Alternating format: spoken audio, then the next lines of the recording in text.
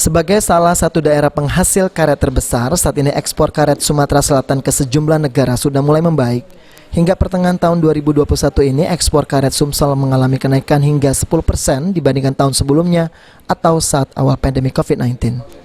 Membaiknya ekspor karet Sumsel ini sendiri disampaikan oleh General Manager Pelindo II Cabang Palembang Silo Santoso, karena kini karet Sumsel sudah mulai diterima serta harga karet yang cukup bagus dan juga ketersediaan kontainer. Terjadi karena situasi negara penerima juga sudah mulai membuka ya, kemudian mungkin harga perdagangan, harga karet juga mulai cukup bagus, kemudian juga ketersediaan kontainer kosong juga mulai ada, namun memang belum seimbang ya, belum seimbang antara peningkatan ini, dan kita berharap ini akan tetap meningkat. Dan kita yakin bahwa Sumatera Selatan ini potensi ekspornya cukup tinggi. Selain karet, sejumlah ekspor Sumsel yang juga membaik yaitu batu bara, kopi, dan juga kopra. Firman Hidayat, PAL TV.